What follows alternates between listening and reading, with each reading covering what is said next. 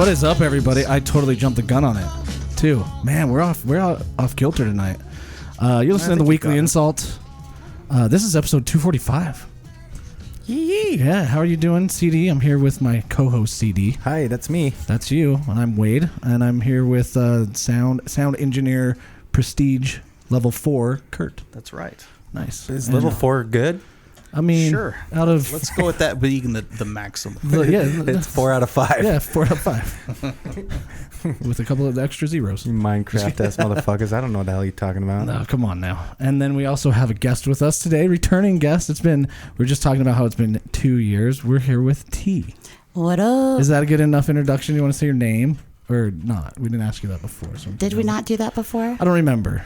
Yeah. I didn't. It's Letitia. Okay, there it is, Letitia. Yeah, the T makes the biggest sound. T. Yeah, it's a good like abbreviation. I really like it. Welcome to the show. We're recording this the day. It's the 22nd, so it's a Tuesday. It comes out. You're hearing this the day before, which is the day before Thanksgiving. So yeah, happy Thanksgiving. It's been a busy week. We usually record on Sunday, and this is kind of our makeup day on Tuesday. So this episode's going to come out a day before Thanksgiving. So happy Thanksgiving to you guys and all of our listeners. Echo in here? That's what I just said. Happy Thanksgiving. Well, happy Thanksgiving. Happy Thanksgiving. Yeah, we're all happy, right? What are you thankful for, man? I want to say Thanksgiving to you guys too, Thanks, motherfucker. man. You want me to? Are we getting? That's where we're starting out. Yeah, it's Thanksgiving. I think it's appropriate. I'm grateful for. I'm grateful for a lot of things. Obviously, great friends like you, T. Thanks for coming on the show. Grateful to have great friends like you. I think the last time we hung out was the Jack Harlow concert. The Jack Harlow concert. Yeah. It was like a dumpster fire. Wow, that was a wild night. Why do you say it was a dumpster fire? It was just that, like, usually when I go to a concert, I know Jack Harlow's songs, but I didn't know he was only going to sing like 30 seconds of each one of his songs. Oh yeah, that's because he's always got just features. And then we got drunk enough that by the end of it, like, we were just hating on Jack Harlow, but we're in a box seat. Private seating with bottles in the box. Bottles. Yeah, like we're some kind of fucking famous people. We absolutely were VIP. We even went in the VIP door. Technically, we were VIPs to that concert, which makes me so sad it was for Jack Harlow. Actually, VIP elevator as well. Yes, yeah, we that's did. true. Yeah. Which, just from personal experience, I can tell you that the VIP elevator is also used to kick out people that are being VIP bad.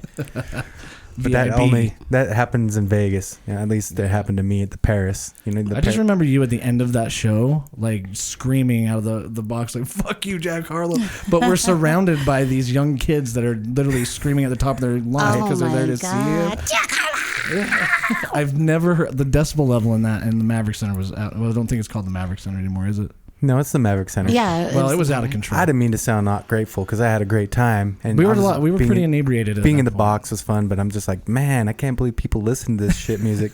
Yeah. And the music's great. It's fine. It's a lot different when you don't have the features. Like what would Living It Up be without Ashanti? Yeah, you gotta have Ashanti there with Ja Rule, man. I don't know. I felt like I was like 17 down there with the other little kids. Was I was cool. like in it. I was in it to win. But then also we're like way older than they are, so it makes sense that we would be VIP. You know what I mean? Like my back hurt so bad at the end of that, y'all. My back and my knees. Oh shit! Yeah, there's a lot of standing, and then like on top of that, there was some children there, which was fine, but they always keep you on your toes. You know Absolutely. what I mean? Yeah. They want you to get up and do things, and they're climbing over the railing, and you're like, they just don't understand. I wanted to like dump popcorn on all these little fuckers that were jumping over the velvet rope. Shit. I think I threatened one. I was like, I will tell your dad. Like, please no, he's right here. He's getting a pretzel right now. I'm grateful for a lot of things. Obviously, my friends. I don't have, I have a very small family unit these days, so. I'm grateful for them. Obviously, I'm grateful to have a nice home over my head. But what about you, Wade? What are you grateful for? Man, I've been thinking a lot about that. I would be very thankful if you'd get me a beer at the moment. Oh, hell yeah, I can get you that. Before the show, I turned it down, but now that we're here, like I would be thankful for that. But you know what? I'm thankful that I heard somebody the other day call us in a post-pandemic era now. So I'm thankful for that. Oh, we made it, y'all. I guess it's official. That sounds like a Cormac McCarthy novel or something. Post-pandemic. But yeah, like the same thing. I love Thanksgiving for the fact that like it's the one time that, oh shit, my beer's gonna go. It's the best time to be around friends. It's the best time to be around family. For my family, we make more of a big deal out of Christmas just because my parents don't live in the valley anymore. Mm-hmm.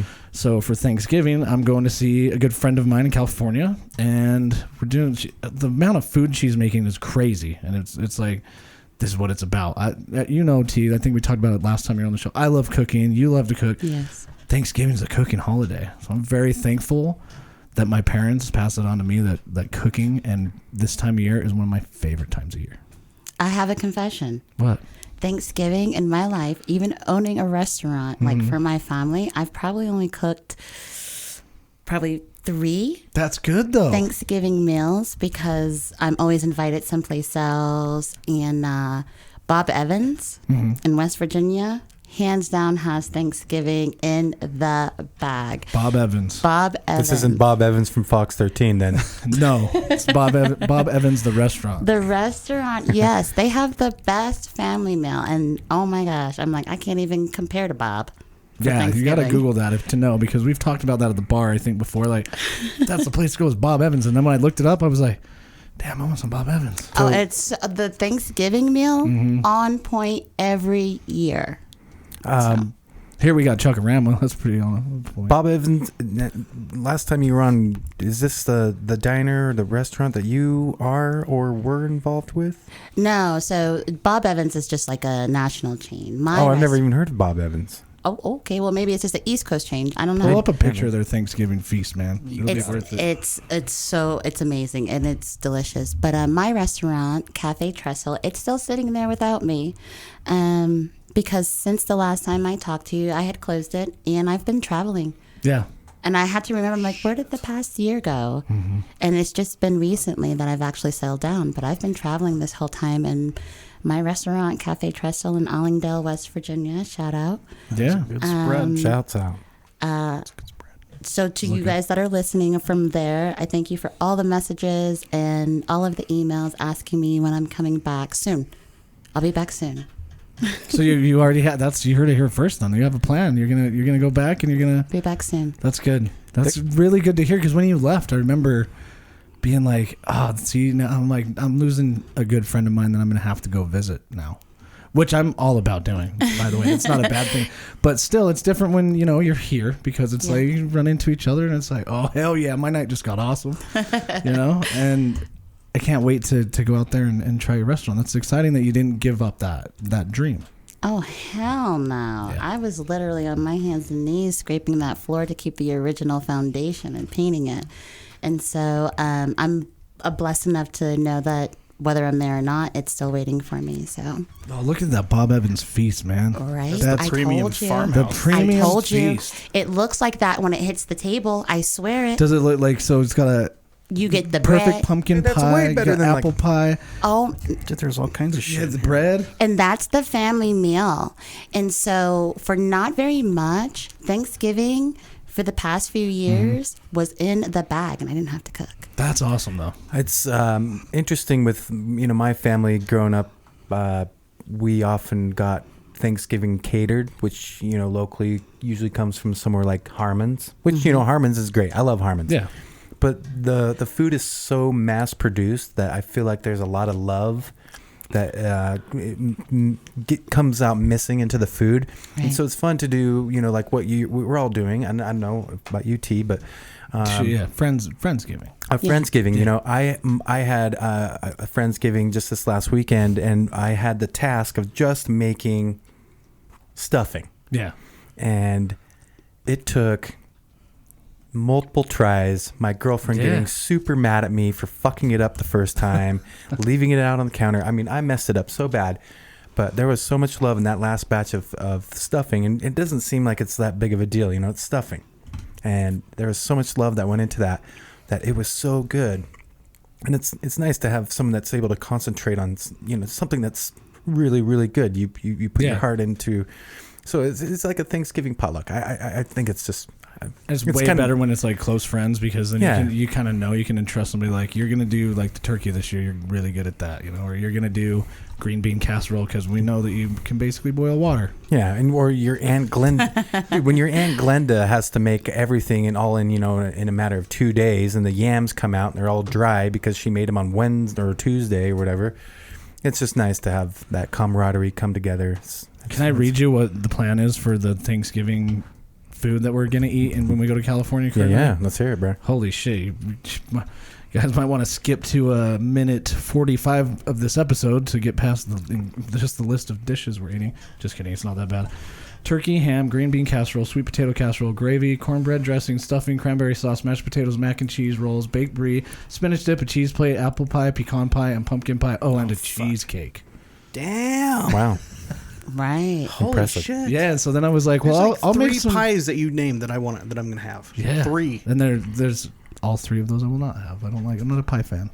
Really? Cheesecake I'll eat, actually. That's good. Yeah, the cheesecake. That's not even a Thanksgiving food, cheesecake. I know. It's not. Yeah. It's just good. Oh. Yeah, unless it's a turkey cheesecake. I offered to make like a Brussels sprout dish, because I'm like, that, you get green. What are you bean gonna do? casserole. Fly out on Delta with a Brussels sprout? No, dish? I'll just get it there. But then I'm having second guesses about Yeah, it they because do of have northern grocery stores in California. Yeah, Northern California. But however, I'm gonna have to fly out there tomorrow, which is the day before Thanksgiving, and then like at night. The night before Thanksgiving, I'm gonna have to go to a Costco and try to fucking buy And that's Brussels why sprouts. you should have volunteered to bring chips. Yeah, I think I'm gonna volunteer to bring why couldn't I get bottle put of in- Fireball or something. Why couldn't I Right. be in charge of rolls this year? Rolls, the napkins, the plastic forks. Yeah, I'll bring some paper plates.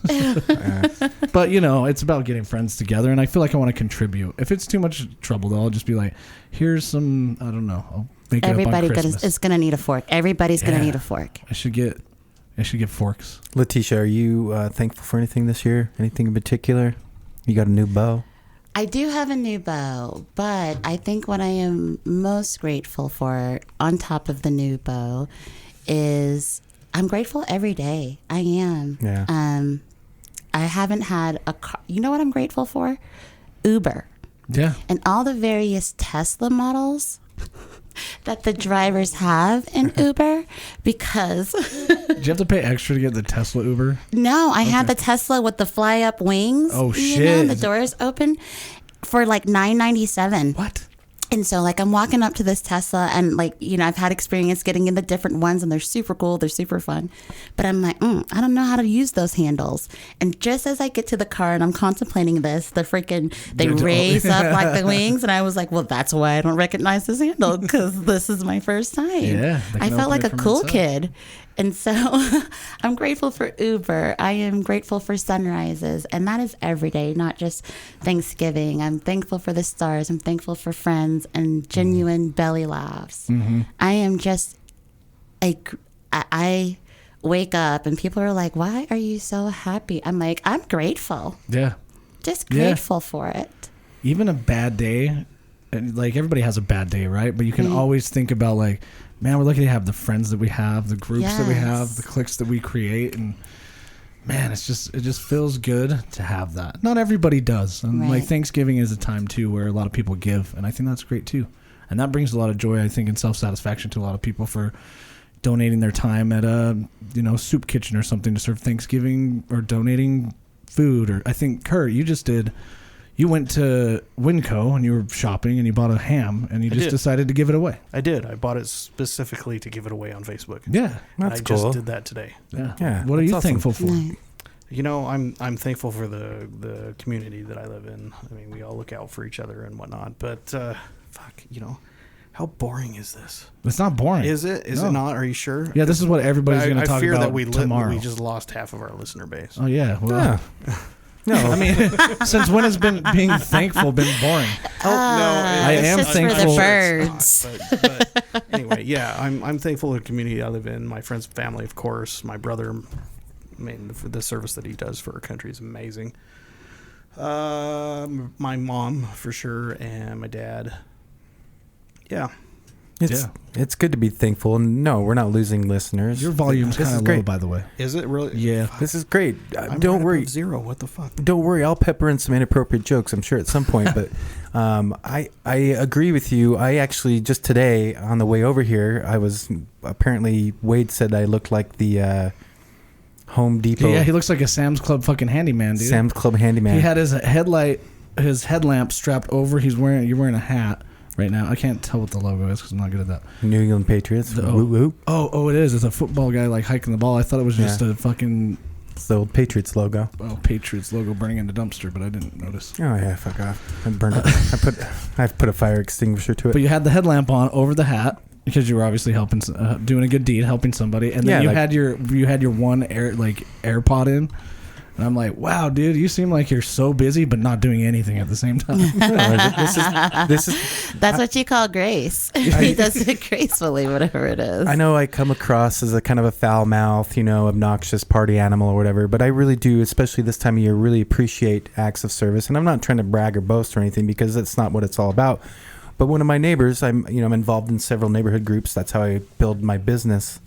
And one of my friends, or not one of my friends, just a complete stranger in Cottonwood Heights neighborhood group, she needed her furnace worked on, and her car wouldn't start, and she couldn't figure out how to operate her ski rack properly. So she gave me her address. I went to her house in the dark, and that's why I had my headlamp in, and it looked like the Lowe's repairman or whatever. It sounds like the beginning of like one of those unsolved missing person cases. Yeah. I was But you like, did rich do it. people problems. I just She walk gave up, me her address. It was in the dark. I had a headlamp so that she couldn't see my face. walk up to the door and bang on her door with a hammer, like, "Hey, I'm here to fix your car."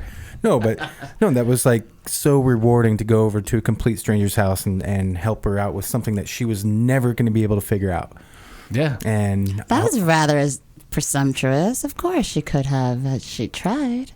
no, she actually reached out to me because she couldn't figure it out. Because we had talked. Maybe she doesn't have the time. I know a lot of people value their time. They're like, I don't want to fuck with a ski rack. No, I'm Fair enough on that. No, like I said, we're involved. Devil's advocate. I'm involved in a lot of these neighborhood groups, and people reach out. Especially, you saw a lot of it during the pandemic when people wanted, like, they didn't have toilet paper, or the grocery store was out of onions or whatever, and people would do trades, or, hey, I've got some hand sanitizer you can use if you want to give me some baby wipes. Yeah. These community groups have brought us together. If there's one thing the pandemic did was make a lot of us really divisive and polarized and like, oh, mask and anti-mask or whatever. But the other thing that it did do was bring our communities together. And I think that there is a lot of residual effects of that. So yeah, I think as the world gets more divided, as a general view of the world, we get so opinionated. I think it makes you feel a little bit more safe around the people that you're closest to. You know what I mean? Because you're like, yeah, man, the world's crazy, but at least we're going through this shit together. Literally. So CD had brought up the toilet paper.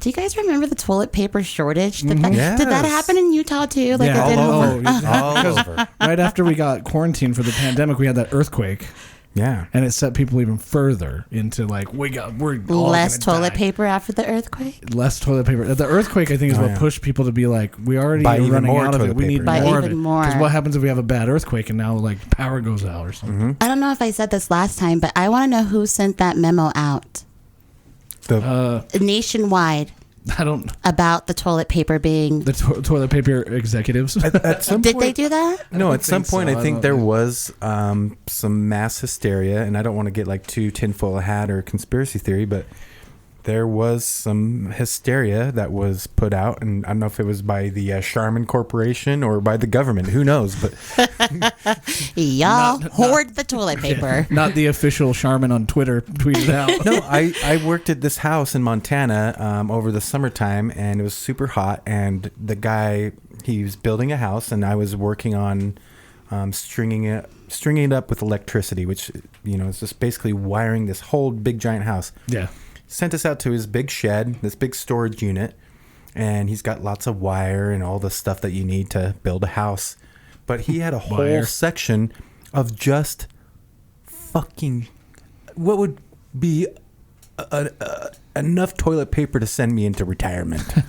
Some people I get couldn't into that believe prepper how much mindset, toilet paper dude. you had. Like they think that with the pandemic, they're like the world's ending. Like I got to stock up. Well, But there were so many things that they could have saved and used that space for other than toilet paper. Like water, maybe drinkable water, potable water. Trust me, he had plenty of that too. But I think the sewer system will fail before.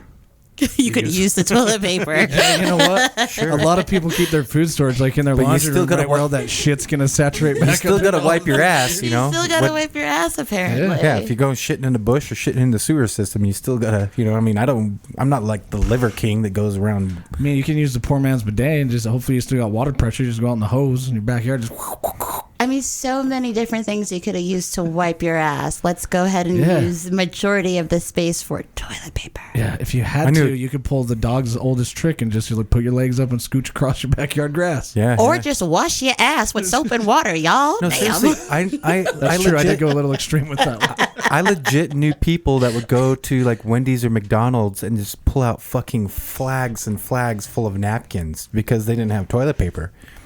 I stole some toilet paper from work. I worked at a hotel. I think I During- Goddamn right you did. T. I totally did. I don't think you're the only one that's I'm done that. so sorry, Herb. I did. I was the toilet paper thief. But you know what? I think that's normal. Well, I don't know. When I was working at like Kmart, things would come up missing. Toilet paper? No, I like worked in the food court, so I would like we were partnered with Little Caesars, so I just cook up these Little Caesars pizzas like all day and just eat them. Boss is like, "Damn, we did good money on that yesterday." I'm like, "Yeah, we did." Shit, that's crazy. So I think I don't know. Have you ever worked at a job, CD, where you're like, I deserve this today? Yeah, Yeah. I do. I don't want to name specifically, but it was beer and cigarettes. Yeah, I was like, "Hell, you guys aren't paying me enough." I I'm gonna- deserve this today. And I was the manager, so I'm just gonna treat myself to a little bit of a pack of cigarette raise A today. whole ass break. Yeah. I'm pretty sure the loyal listeners don't have to have you name names to figure out what you're talking about. Yeah. The statute of limitations is expired, and it's also it's been shut down. But no, yeah, You are in the clear. You're safe. Go ahead. Tell your story. Yeah, man, You're just in a let it all safe out. space. Don't bury it. Like now's the time. It is. Well, I can't bury it unless I have toilet paper.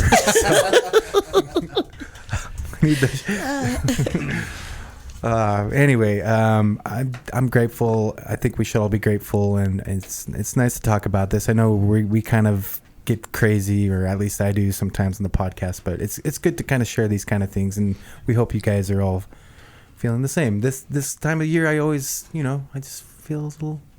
I feel like the Grinch that stole Christmas. You know what I'm not thankful Myself gets a for? little hotter or softer. I'm not thankful for the fact that they're already playing that M&M's and Santa commercial before Dude, Thanksgiving. I pointed that out last The night. one where Fuck Santa that comes down the commercial. chimney and there's the M&M guy and he's like, oh, they're real. And you're like, oh, he's real. And then they both pass out. Like, how long has that commercial been aired for? And have we noticed how we've all nationwide have adopted Mariah Carey as the official voice of the Yeah. holiday season? I think it should be Oh, yeah. Bruce Willis. Die Hard's a Christmas movie, man. We see this every year. Dude, Bruce Willis. I vote Bruce Willis. It's been Mariah. She's had her time to I shine. don't. Bruce Willis is having some health issues right now. Oh, Is shit. he? I didn't know No, that. you didn't know. Yeah, he's got some. Yeah.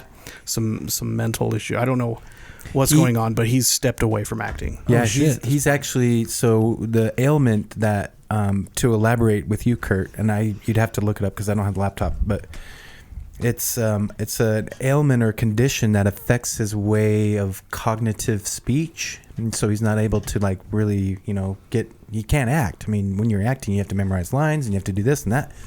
But I don't know how to pronounce it, but it's called aphasia. aphasia. Okay. Yeah. And so, interestingly enough, he's sold the rights to his voice. So he's basically given his right to deepfake his voice, which is a really popular thing right now.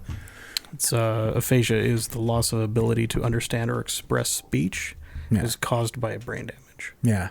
Oh, shit. Yeah. So Bruce Willis, he can't. But I'm sure there's. Damn, man. We're getting old. I'm sure there's opportunities for him to still use his voice, and so he actually went out and said, deepfake my voice." That's kind of cool that you can do that. Also kind of scary, but I also would like a soundboard button that just says "Yippee-ki-yay, motherfuckers." Yeah, I can arrange for that. Okay. I was showing my girlfriend a deep fake of Keanu. The big popular one is Tom Cruise, Paris Hilton, and then Keanu Reeves. And I got one that I sent to my girlfriend where it shows now that you're not single anymore. It shows Keanu Reeves putting down the toilet seat. It shows Keanu Reeves not drinking milk carton. He's about to drink out of the milk carton and then he pours it into a glass. Yeah. It's kind of funny. The whole deep fake stuff's pretty interesting. Have you seen any of these, T? I have seen, like, if you're on TikTok, it says the not real Keanu Reeves. Yes, and it's Unreal. Like, is it Unreal Keanu? Yeah, or that's what I was something like talking that, and it has his face, and he's doing like all these various things. But talk about how crazy things are and what we can do technology-wise. I actually just came across this article today about science, and these babies were born on October 31st, and they're from the oldest embryos ever stored. Oh, I read that. What? I did. Yes. I did read that. These babies were born. Do you read which science website? I don't know which one I was on, but I'm science like everything, and I came read, across this IFLS. one. I'm like NASA, just like like Big Think, and so all kinds of like different ones that come up. Okay. But this one that came up, these embryos were frozen in 1992. What? They were frozen in a chamber on a Q-tip, or just like a little swab. Yeah, and in this propane tank in 1992, and they were born October 31st, 2022.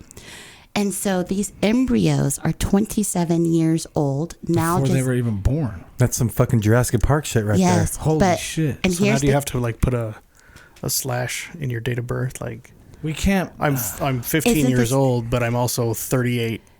This is crazy. And so being of the science mind, I start doing the numbers. I'm like, okay, so these babies are 27 years old. The father at the time of donation was in his early 50s. It said, right, Kurt? Correct me if I'm wrong.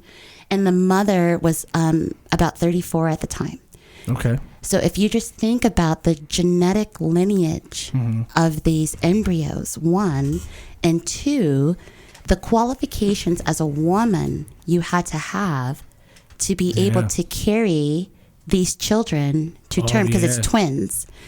And I'm like, science and technology is crazy. I have like so many questions just about that, because it's like, what does that do for like advancing a species, right? Like, if you can save something from that far back, aren't you kind of, I mean, there's probably not that much of a change from the mid 90s to now, but there absolutely is. Because if you think about it, the father was 50 years old. So over the course of 30 years, the things that we have innately introduced into our genetic line chemically and just by natural shit over the past 30 years, these embryos do not have anything that has been affecting our generation since the mid 90s. Correct. Yeah. Kind of makes you wonder what they're going to do with Walt Disney's head. It's going to be Futurama. We talked about this. Oh, yeah. Or Ray Kurzweil. Is that his name? Ray Kurzweil? Yeah. He lived in like a hyperbaric chamber forever. Yeah, I don't. It's just weird to think like that's kind of taking a risk, because you're like, do we use these children to be born now? And if we do they need to be protected because it's such a different, like a decade ago? They're all going to be stars of Children of the Corn. Over a decade ago? I mean, crazy. It's going to be crazy to watch the development of these children over the course of time. I mean, their line is not coming to anything that we're familiar with environmentally. And so from a scientific point of view is at this point, we stop the genetic progress. We literally stopped playing God, basically. We absolutely did. Yeah. And we stopped it at a certain point, and now we're going to restart it and introduce it into something that not even the father imagined could ever happen. Yeah, and is it? Wow. I mean, this is probably controversial, but that's probably one of the greatest science experiments of all time. Oh my God. I was like, oh my God. Because now these excited. These poor children, though, they are literally they're birthing into being the greatest science experiment of modern day. Not of all time, because who knows what the fuck the future holds. But it just reminds me of Dolly the sheep. You guys remember that back in the 90s? Yeah. Didn't they like clone a sheep? Isn't this? We're right on the cusp of basically what you're trying to tell me is kind of cloning, right? I don't know necessarily. Not necessarily cloning, but It's crazy that you can like. There's food that goes bad before those embryos do. You know, like you can't even buy eggs and put them in your freezer for that long. Yeah. Like there's a very specific way that they've kept those okay for that long, and now there's children. they're exposed. That's some Judge Dredd shit right there, bro. Yeah, man. If only car safety would get better. Or we can make a cell phone battery last longer than a day. Jesus. I think we kind of diverged from the actual impact of it. Like, you never know. It could be the Matrix, and they'll use these old embryos as batteries for our future technology, and then we did just go down the Matrix. And Think about their story, though. When That's they're crazy, 10 yeah. years old, they're going to be like, yeah, I came into being 40 years ago. Yeah. But also, came like, what into happens being. if they're here and then we realize that, like, in the mid 90s, shit wasn't like, you know, the atmosphere wasn't as bad. There wasn't many carbon emissions, and it wasn't as warm as it is now. And we realized that, like, they just it's uninhabitable for them. or they all start turning into a bunch of little you made me Vladimir cry. Putin. Wouldn't that be great? That'd be crazy. I mean, there's an edge case, but if we're talking about science, that's something that definitely happens. Absolutely. Like their genes. My microphone fell Your down. microphone. Hey, we need to take a break anyway. I've got fix your mic. 2 timers looking at me here. We'll be right back after a short pause.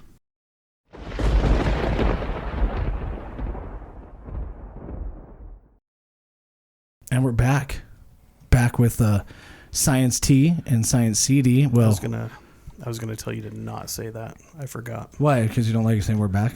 Well, just the way you do it. I don't know. It's just Okay, you it's want me to just start weird again? Yeah. Okay, everybody be quiet. What up, bitches? There we go. Yeah. Yeah, now Seems more appropriate. we're not back. We just we got back to the future. I don't know. I panicked. That's what came out of my mouth.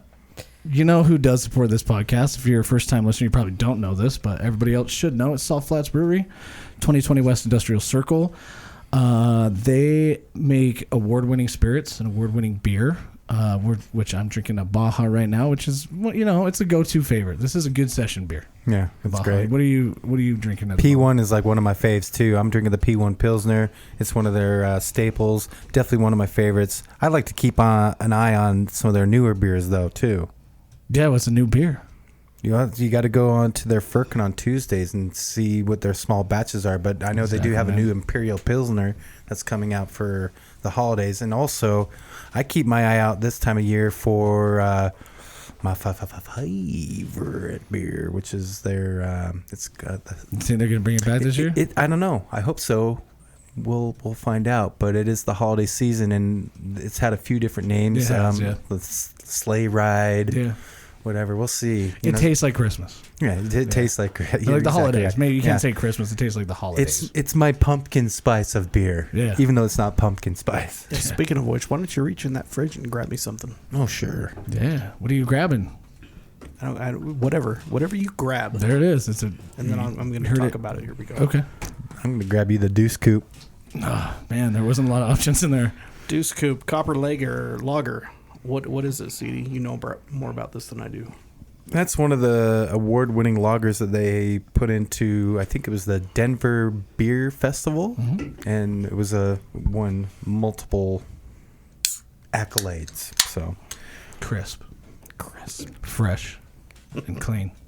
Yeah, you can go down to the brewery. You can check them out. You can literally drink beer and have a great experience while they're brewing beer around you. I mean, it's awesome. You got to try it out. We got a bunch of stickers from Salt Flats with all the different venues and stuff that they provide their award-winning spirits and craft beers to as well. You don't have to go to the brewery. You can go to your favorite restaurants or your favorite beers and find Salt Flats, or you can just go to the grocery store. You can go to the gas station. Yeah, Thanksgiving is coming up tomorrow when you guys are listening to this, and you know what? Apparently you're dropping the mashed potato game, dude. I'm dropping the mashed potato game. I got a text from our sponsor that was like, hey, man. That's Nate, yeah. You got to remind him. Nate was worried. He volunteered for it. Yeah. He's not responding to me. our friend from Salt Flats is like, hey, we need to tell CD he needs to make some mashed potatoes. I haven't forgotten about you. You never know. No, you're the wild card, man. You could forget that it's actually fucking fall. I call you and you're like, man, it's just a good spring day. I'm like, where the fuck have you been? Okay. In spring. I've been in spring in my mind, in my head movies. You're like Simple Jack. Oh, Simple Jack. Simple Jack your ass and drink some more Bud Light. Hell yeah. What we're trying to tell you guys is get your ass into the store, get your ass into your favorite restaurants and near beers, and get your ass into the liquor store too, and get a great company that supported this podcast and supported this community. They really do a lot for not just us, but they do a lot for everyone else. I love that. Like, I did the ad and then he stretched it out to 5 minutes. Okay, here we go. Fuck. He really enjoys it. Yeah, He speaking really of... he's thankful for your sponsor. Oh, he is a little too thankful. How do you like that Berliner Weiss, by the way? It's delicious. Is this still part of the ad? I'm just asking how her beer is. I'm just being polite. How is that Salt Flats Berliner Weiss? It's actually delicious. I'm not a huge beer fan. However, this sour I'm drinking, and it says a kettle sour wheat beer with raspberry. And it's actually really, really good.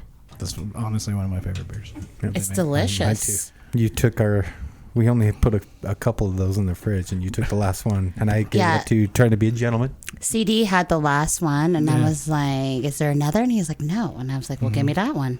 Brewed with only the finest 1995 embryos.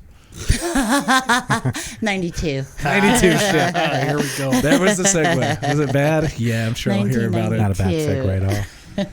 So we left off talking about science, which I think, I'm sure there's people listening to the show that are like, I'm not really big into science. And then there's probably some people that are like, I mix the tinfoil hat stuff with actual science. What you're talking about, the children being born from the embryos from 1992 is factual science. I mean, you can look it up Absolutely. anywhere. So I think, there's an institute, and I was looking. So one of the things when I come across new science, I want to know where the information is coming from. I think a lot of times people stop at the first source of information. I'm sorry. Can I promote my science website? Of course. Absolutely. Yeah. So I read... Not a sponsor. Not a sponsor at all, but I read iflscience.com. I love IFL. What does IFL stand for? I fucking love science. Yeah, there you go. That's the whole reason. The only reason why I wanted to promote it is just because of that. But yeah. It's a science. It opens up a whole new world of information that we don't readily come across unless we're actually seeking it. And and I was saying this upstairs, like, it's so amazing. Like, we have this recognition of how small we are in this world, but then you realize how minuscule we are when you actually consider the sciences on top of everything else. Yeah. Well, and also how small we are considering how we are on 30% of the landmass of the planet Earth, and the other 70% is water. It's water. And we haven't, until we see Avatar 2, I mean, we don't even figure out shit. Historical reference. There's a few things that have happened lately in science besides what we've already talked about. Artemis, the rocket, has launched the largest rocket ever launched in the entire world. And you know why that is? Why? Because we're looking for another inhabitable space. Yeah. That's literally what we're doing with the Artemis project. Is it the Artemis project? Or, I thought that Elon Musk and SpaceX was going to do their BFR rocket. You know what BFR stands for? Big fucking rocket.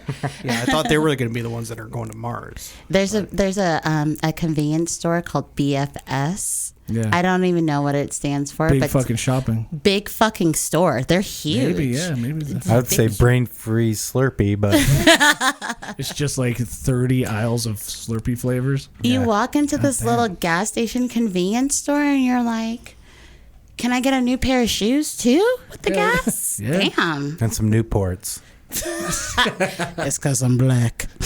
Jesus, you Actually, really have we've been doing this show for 5 years. Nothing to do with T being black. racist You ass guys, CD you guys are coming just out, calling me out on bullshit. No, but seriously, I didn't know the Artemis program thought- was going. It was designed to go like it's flying around the moon right yeah, now. Right? I thought It's Artemis was unmanned. going to the moon. It's unmanned, but they're So it's orbiting already- the moon and they're going to come back. So from what I saw in some posts on the internet, of course, I don't know if it's Is true it or not. actually the Artemis program? Should we fact check that? Well, Let's fact check Yeah, I'll this. check it. You can- NASA.gov. But from what I learned, the Artemis has already orbited the moon, and it's kind of trailing behind it, and then it'll speed up to catch up with it, and then orbit around it again, and then head back to Earth. I gotta test actually it. don't know. I don't know that, but So That's we're just- always seeing the that's bright just side more of of the a moon, simulation but we that I never saw. see the dark side Right. of the moon. So is the Artemis making a full, like, is it going to do like... It's already orbited. It's already gone around it. But is it once. taking photographs Yes, or of course. Yes. topographical information and all that Absolutely. I'm shit? sure it's You're going to take a picture of the moon landing site, and then you're going to know that there's actually shit there. I believe it. I know. there's absolutely They've shit already there. confirmed that there's a whole alien civilization on the on the Dark side of the moon. dark side of the Yeah. moon. That But not only is there alien civilization, there's human civilization. Legend says that Neil There's actually a Armstrong's disabled fart. guy on the dark side of the moon in a wheelchair. Hi, this is Kurt. I'm the audio guy, and this is a disclaimer that there is no alien civilization on the other side of the moon. I'm glad you said that so quiet so that the people Oh couldn't my hear God! Read the fine print. you. Yeah, if you believe this, it'll give you anal leakage. So But anyway, it is the internet, so believe whatever you want. T, these guys want to talk about anal linkage, and I want to talk about Neil Armstrong's farts being floating through the moon's atmosphere. But we need to pass through that. Let's talk. You about, think we do? Should we really yeah, focus I on wanna that? talk about- let's go no, ahead T, and jump over that. T, you're going through. You're in school right now, right? Correct. You're in MIT. Correct. And I also got accepted into the Harvard University chemistry program. That Okay, so let's not is talk impressive. about Look at the one. big brains on T. Holy shit. So I started this has been a lifelong process. One of the things going through even just high school, my whole goal was to get to MIT. Yeah. And so life happened though. And so over the course of time, it was just pop in and out of schooling while still doing life. And so finally, I actually had the time to actually focus on my education, which I understand that many of us don't have the opportunity to do. And so, yeah, I reapplied to MIT. And so I was working towards my immunology and geneticism degree at MIT. And during that time, I got the offer to study in Harvard's University chemistry program. That's awesome. To the Did listener, she just make you nervous? No, I mean, Like now you like her. I've read a lot of in books a about. room with somebody who's like way No, smarter. to than you. the listener, we're talking about the Massachusetts Institute of Technology. Correct. Yeah, And if MIT. you don't know anything about that, it's is one of the most fantastic. prestigious schools in the world. Obviously, everyone hears of Harvard, but not a lot of people understand or know about MIT. That's And I fantastic, I T. think I'm that's very proud of you. Very proud of you, and that's you very absolutely much. brilliant. And yes, Kurt, I do feel like the most stupidest person in the world, or in the room. I mean, Absolutely. I know quite a bit about the internet and technology. was that and a shit like double that, but positive? fuck. Most stupidest. So what drove you to like go down that path? Like because you said I noticed two things that you said in your last statement, which was you reapplied. So that means you applied, and did you not get accepted before? I didn't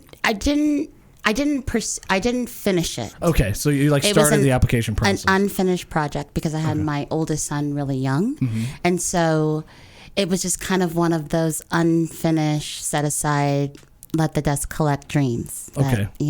So what was the motivation behind number one, going back and specifically for immunology Specifically for geneticism. or geneticism and immunology? Yeah. One of the things that actually sparked it was 2020, was the prevalence of a new species-wide sickness, Yeah. and how that was affecting the earth collectively. But not only that, the information that actually surrounded it and the understanding of the technology and the pharmaceutical aspect behind it. And so in 2020, we had time. We had time to think and reevaluate. And it was during that time that I actually don't know what it was that sparked that said, you know what? Go ahead. I think it was, I didn't believe what they were telling me. Yeah. I didn't believe what they were telling me. And then I was following and listening to other scientists and immunologists and geneticists, and that it just didn't add up to me. And so while I do recognize how small I am in the world, the only thing that I could really do to protect myself and my family was to actually know for sure. Yeah. And I am fortunate enough to be able to understand the information and in the words. Mm-hmm. And so I think that's what sparked the the drive. Yeah. the drive to pursue it at the level in which I am. Yeah, and that's the level of understanding that you go to, because obviously a lot of what was going on at that particular time was what you see on TV and what you hear on the news, and now all of a sudden we got a quarantine. And I think there's probably a lot of people that were like, okay, it makes sense. Yeah, there's a reason we need to do this. But on like a level that you're at, like a geneticism level, an immunization level, to understand how it works is like totally different. The understanding of how it works and what we were actually looking at and facing as... you're not looking at TV, you're looking at papers that show you sequences of... I'm looking at genetic code at this point. Looking at genetic variances and things at that point, of why it's affecting certain ones and how it's affecting certain individuals. So on a genetic level, looking at just pure genetics in their very basic form, like on a piece of paper, right? Okay. Did you learn things that you were like, wow, I did not expect that to be the case with this particular DNA sequence or this genetic sequence? And you can correct me if I say something wrong. With this genetic sequence and then comparing it to this one, it makes sense why this would happen? Or is that still kind of things that are in the dark for the majority of the scientific community? As much as we would like to believe that we are in the dark in that aspect, we have so much information. And being a student of both of these very prestigious schools, I'm not able to say certain things. I mean, because literally I study from a distance, and when you are a student of both of these schools, you do have to go through very specific checks, background checks and things like that, because we have access to information and journals that the general public doesn't have access to. So in regards to that, yes, on a genetic level and how this specific disease was affecting us globally, Are you talking about very like some top secret shit or what? It's not necessarily top secret. If you think about it though, like at the core of what you're studying, like it could be, if you have a really good understanding of it, it could easily be weaponized. Absolutely. Sense, right? Yeah. Absolutely. I want to hear what T has to say though. You guys kind of, no offense, I love you guys. Sorry. You kind of interrupted her because she was you were about to say something about going into immunology and... Well, that was a bad bring, but you could just let her talk. Instead of like interrupting us, interrupting her. No, stuff that's happened in the last couple of years. It did. So, it's just a different level being a student of science and immunology and geneticism, and having an access. Most of information. So we have, what's it called, Kurt? The Freedom of Information Act. What's it called? Yes, it's the Freedom of Information Act. Yeah. Freedom of Information Act. So. And the Patriot Act as well. Patriot Act. So all of the information is available to everyone who is seeking the information. Right. It's just a matter of knowing what questions to ask. And, in the world of information technology, you can be guided in any direction and made to believe anything depending on which think tank you are actually in. I totally believe in that. Well, go ahead. I'm sorry. I mean, you've got to follow the proper channels. You do. You absolutely do have to. You obviously can't call up the NSA and say, "Hey, I need this information," and they're going to give it to you. No, but there's white papers on, I'm sure, a lot of the research that's been done in your genre of study.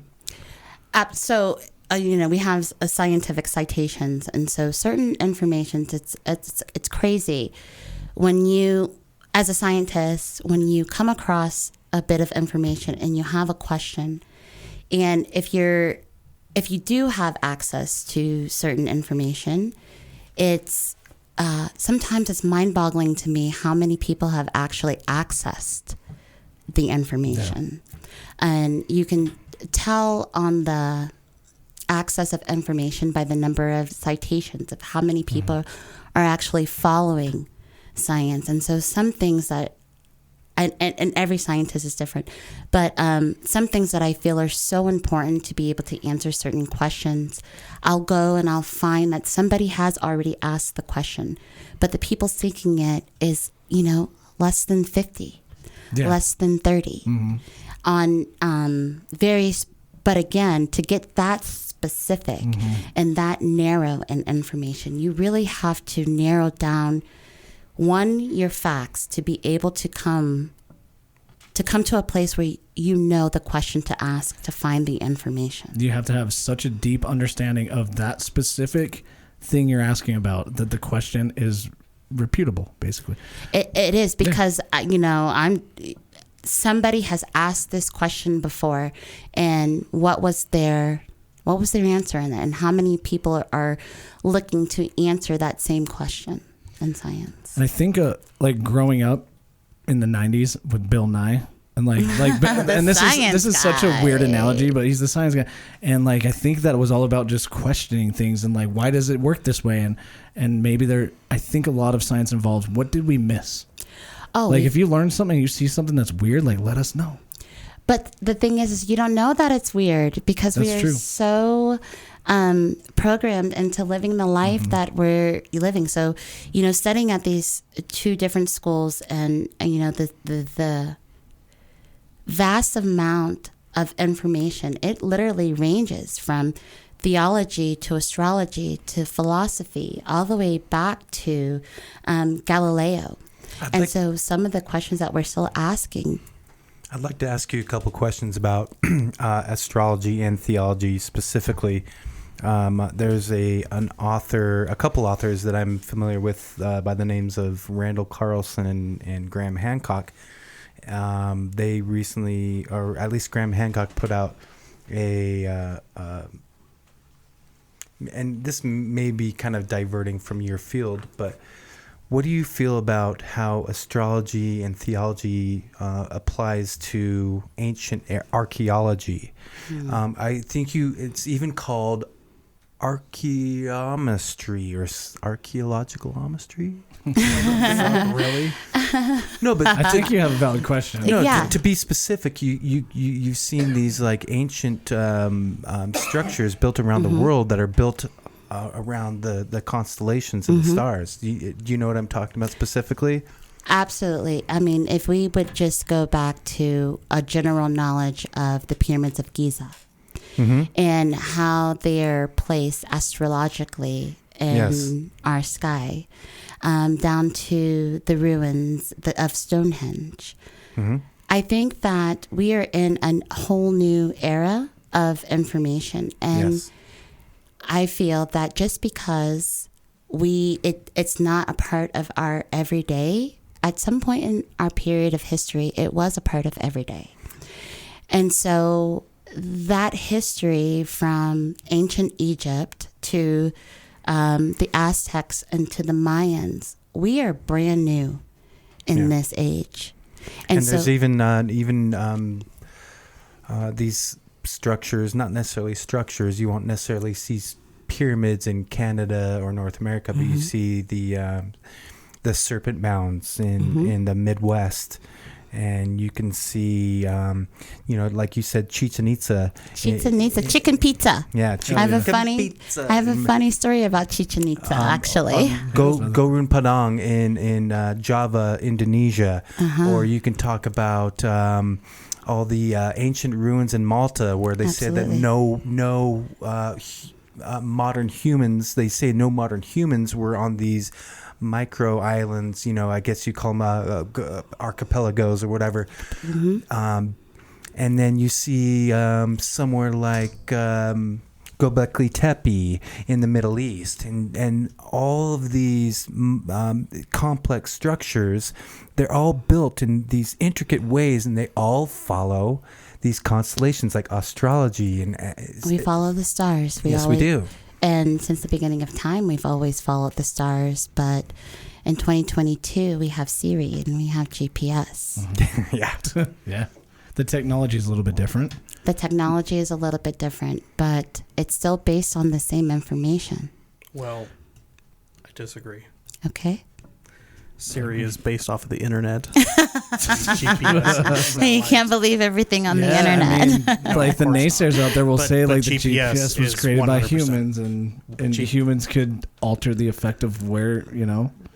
right? Yeah. You could like there's always going to be somebody out there that argues the GCP edge case GPS is 100% accurate. I agree. 100% I agree. But according to the satellites that humans launched. what I think T was trying to say with the Great Pyramids of Giza is that if you take the actual the base area, They are perfectly built to the stars. exactly. They are. And not only that, but they're are. also built perfectly with the circumference of the Earth, Latitude, longitude, longitude, and all everything. of it. So let me ask this question then, since we've built up to this point. What do you think the reason is that man has always built these structures around astrological science? There's my opinion, and I'll let T chime in, but my opinion, the reason why I brought up all this shit in the first place is He's holding a There's rag e- right now, waving it. there's So you know how serious it is. there's either chiz rag. there's either a technology that has been lost that we do not know anything about, or there's maybe quite possibly some sort of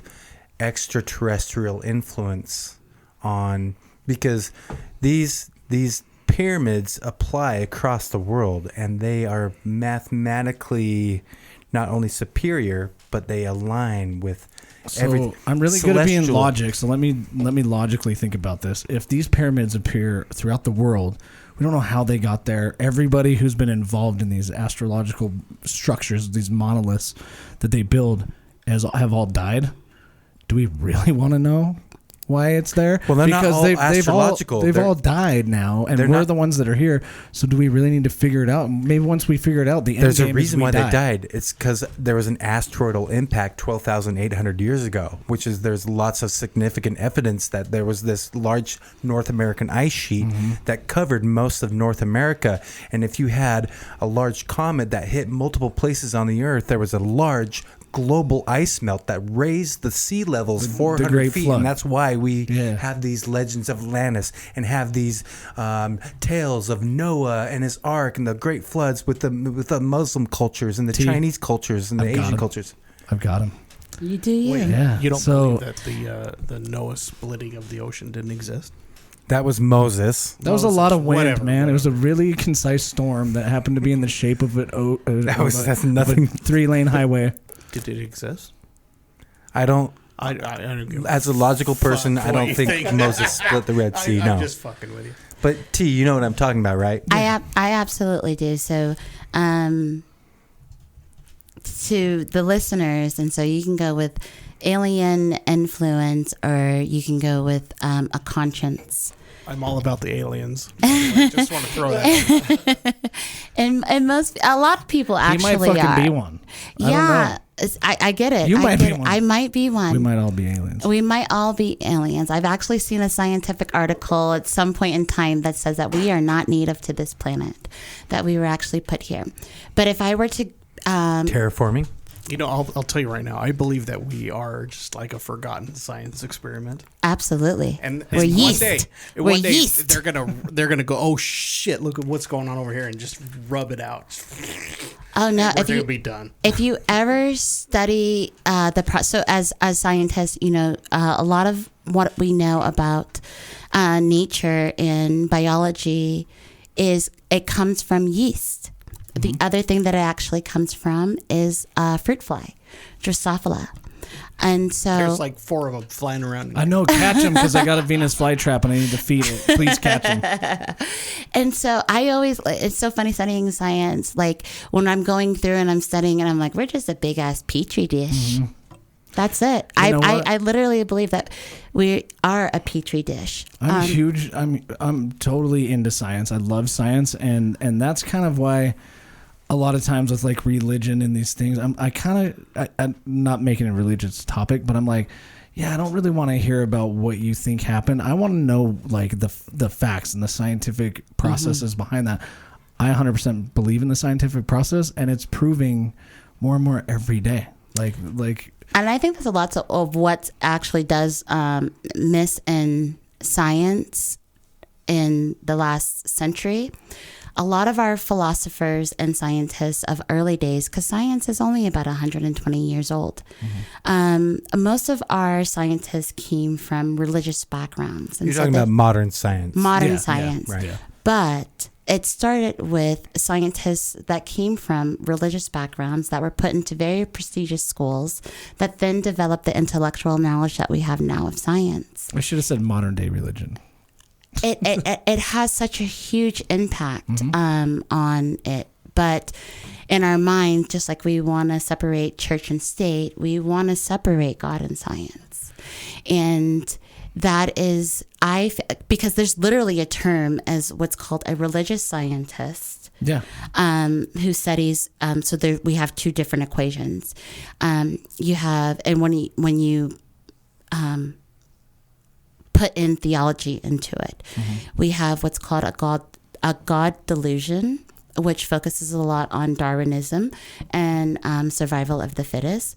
But then we also have what's called the God equation, to the point where CERN, as a scientific institute that In Switzerland. The God equation and the Higgs boson The Higgs boson, and particle. the particle collider, which... Absolutely. We call that actually on that side what's called the God particle. Yeah. And all of these different things. And then you have the God delusion. So it's so crazy intellectually to be able to find the middle ground, because if there's a left, there is a right. Yeah. But that also means that there is a middle. So somewhere in between the God delusion and the God equation, there is some type of scientific truth. And it all comes together too. When you say that, it's very interesting, because you can take the left or the right in the middle, and then you can apply that as a neutron, electron, and proton. An antitron, for every positive there is a negative, which is one of Correct. the multiverse Marvel things. If there is a positive, there's a negative that exists somewhere. And so where there is beauty and symmetry, there is also beauty and asymmetry. And most of what we... Fractals. Absolutely. A lot of that... Sacred geometry. What a beautiful thing it is. I love sacred geometry. Can I ask you a question before we wrap up? We're over a little bit here, not a big deal, but there's kind of two questions. The first one is, the more that you get deeper into science, the understanding of your specific major, does it answer more questions than you ask, or does it spawn more questions than get answered?